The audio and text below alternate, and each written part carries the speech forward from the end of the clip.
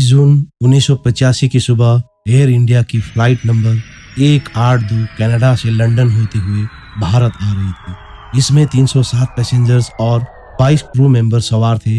ये बोइंग 747 विमान था। इसे एयर इंडिया ने कनिक्स नाम दिया था। करीब 7 बजे कनिक्स विमान के पायलट कैप्टन नरेंद्र सिंह हंस ने आयरलैंड के हवाई क्षेत्र में प्रवेश करने के लिए एयर ट्रैफिक कंट्रोलर से इजाजत मांगी। करीब 7:08 पर आयरिश एटीसी ने लंदन के लिए रास्ता साफ बताते हुए आगे बढ़ने की इजाजत दी। क्राइम अजीब सी देख रहे सभी दोस्तों को मेरा प्रणाम। आइए आज की इस एपिसोड की ओर बढ़ते हैं। लंदन वहां से करीब 45 मिनट की दूरी पर था।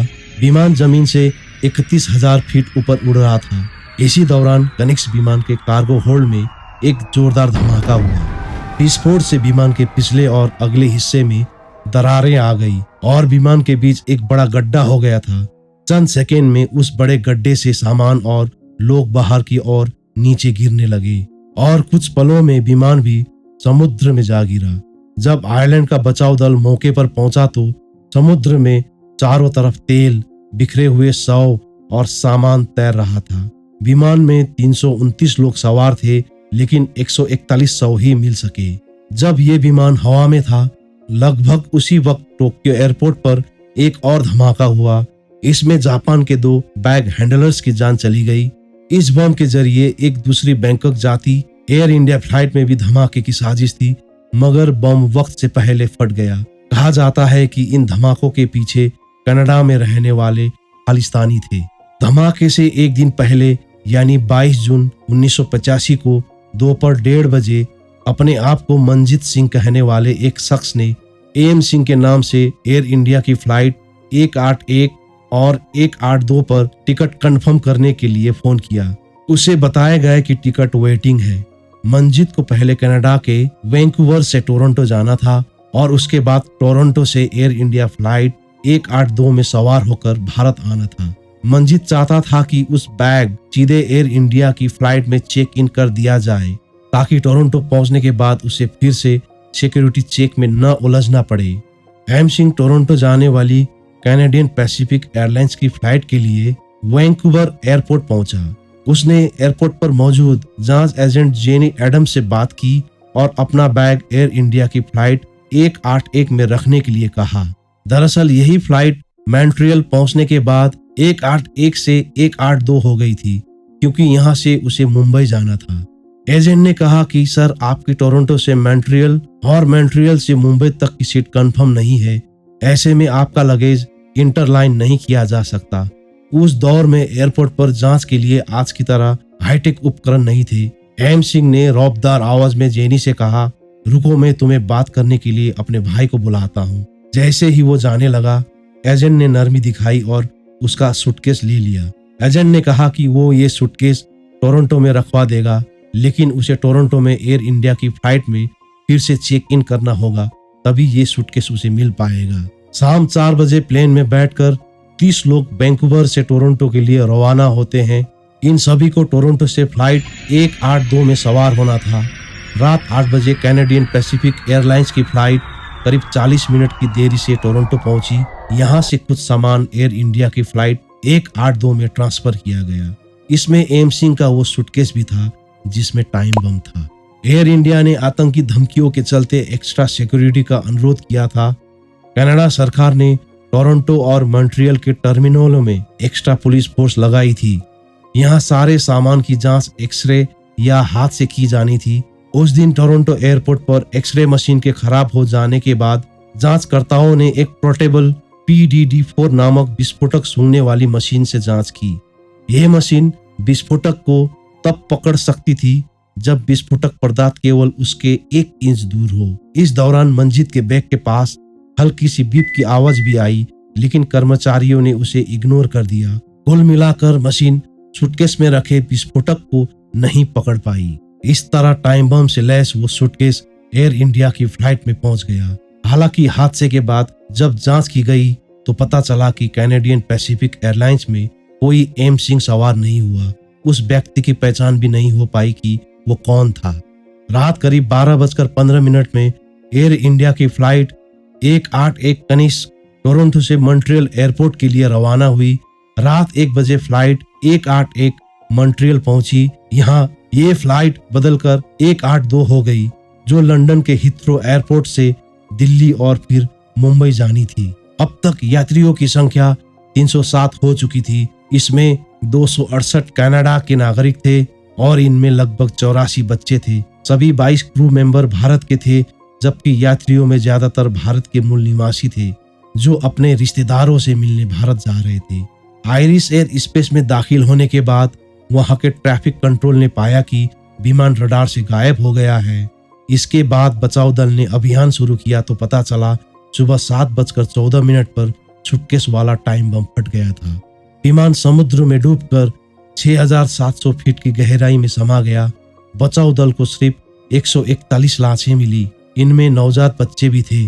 कुछ लोगों की मौत ऑक्सीजन की कमी और कुछ लोगों की पानी में डूबने से हुई।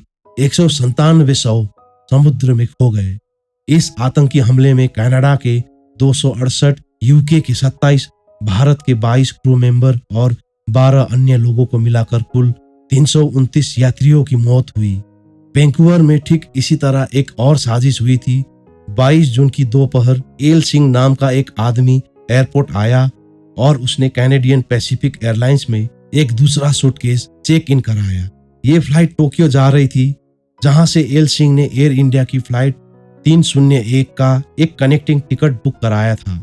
एक बार फिर कैनेडियन पैसिफिक एयरलाइंस की फ्लाइट में रखा एक सूटकेस टोक्यो पहुंच गया, लेकिन एल सिंह नहीं पहुंचा। ये सूटकेस भी एयर इंडिया की फ्लाइट में चढ़ जाता, लेकिन यहाँ एल सिंह की एक गलती हो गई।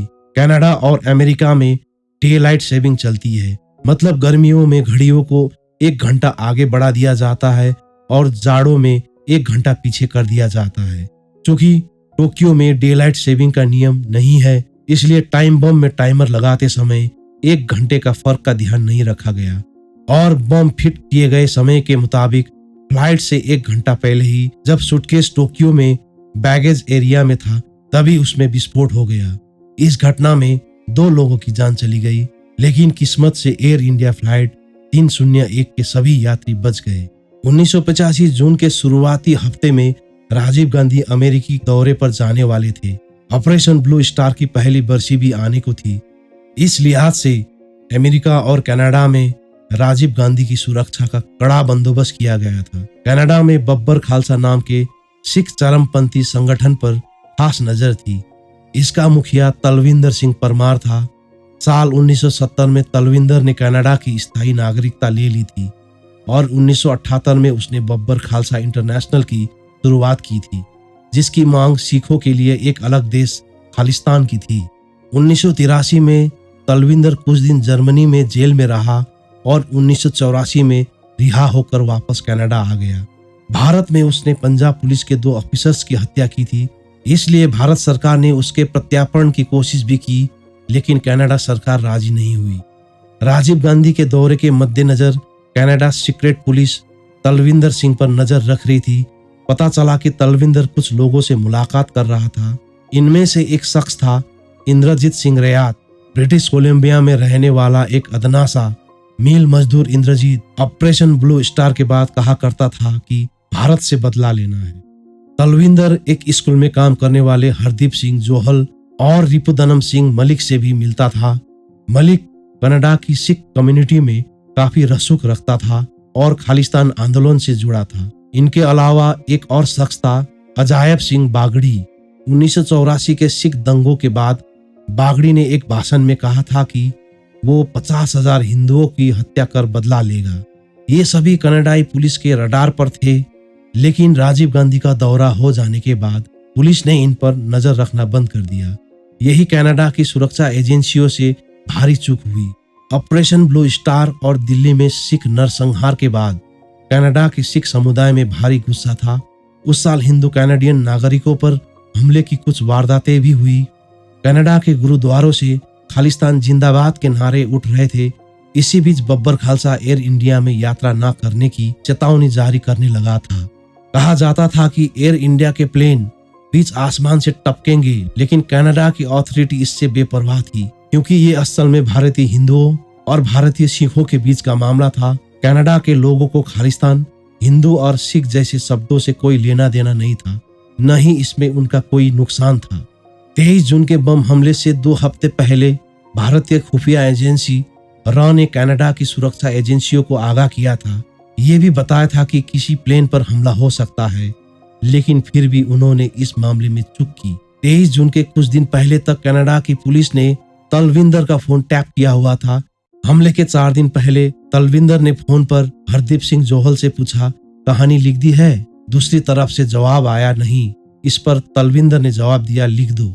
22 जून को तलविंदर के पास एक और कॉल आया। दूसरी तरफ से कहा गया, कहानी लिख दी है, देखना है तो आ जाओ। कहानी लिख देने से यहाँ मतलब फ्लाइट में टिकट बुक कराने से था। बम तैयार करने की जिम्मेदारी इंद्रजीत सिंह रैयात की थी। उसने लोकल स्टोर से बम बनाने का सामान भी खरीदा, लेकिन इस पर किसी ने ध्यान नहीं दिया। वजह वही, भूरे लड़ मर रहे थे और गोरों को इससे कोई दिक्कत नहीं थी। इस प्लेन हादसे में भारतीय एक्टर इंदर ठाकुर भी अपने परिवार सहित चल बसे थे। ये वही इंदर ठाकुर थे जो फिल्म नदिया के पार में सचिन पिलगांवकर के बड़े भाई बने थे। अगर कनाडा की पुलिस चाहती तो ये बम ब्लास्ट रोक सकती थी।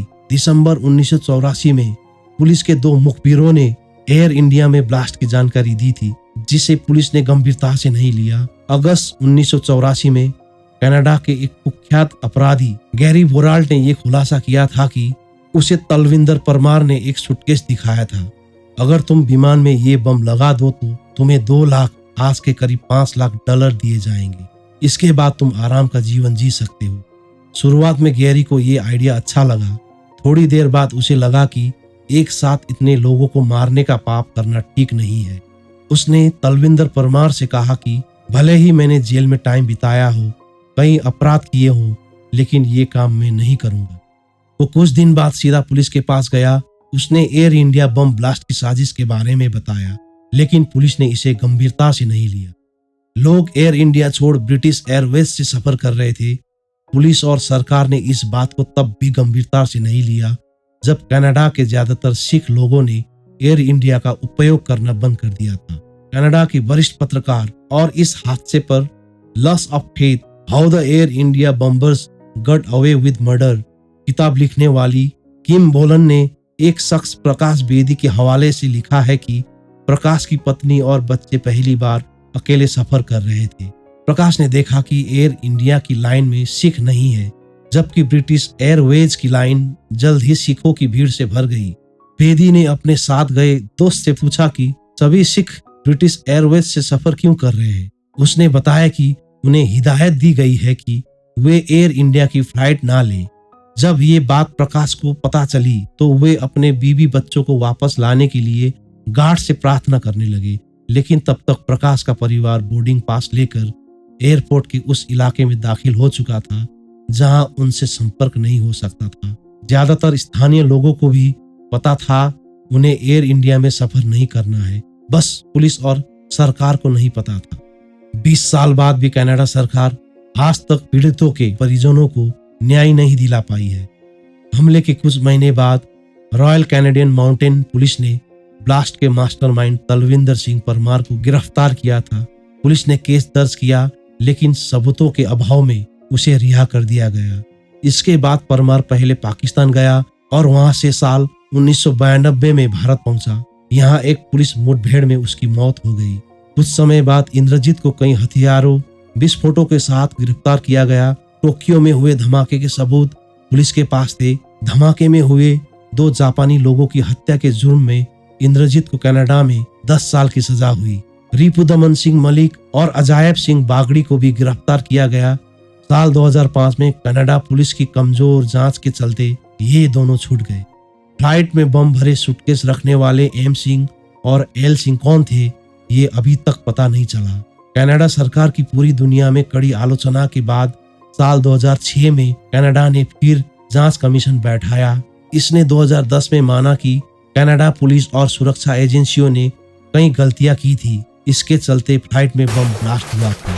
ये कनाडा के इतिहास का सबसे महंगा और लंबा चलने वाला केस था। कनाडा ने 25 साल तक मामले की जांच खींची। कुल 46,800 करोड़ रुपए खर्च किए गए। इस मामले में जिस एक शख्स को जेल हुई उसे साल 2017 में रिहा कर दिया गया।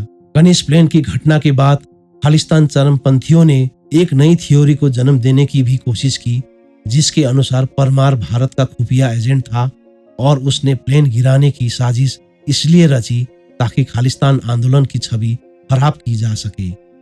हालांकि भारत में जैन कमीशन ने अपने रिपोर्ट में पाया था कि तलविंदर सिंह कई बार राजीव गांधी की हत्या की भी योजना बना चुका था। ऐसे ही रहस्यमयी नई नई क्राइम कहानी को जानने और सुनने के लिए मेरे चैनल को सब्सक्राइब करके बेल आइकन को जरूर दबाइएगा और हाँ, लाइक और शेयर जरूर कर लीजिएगा।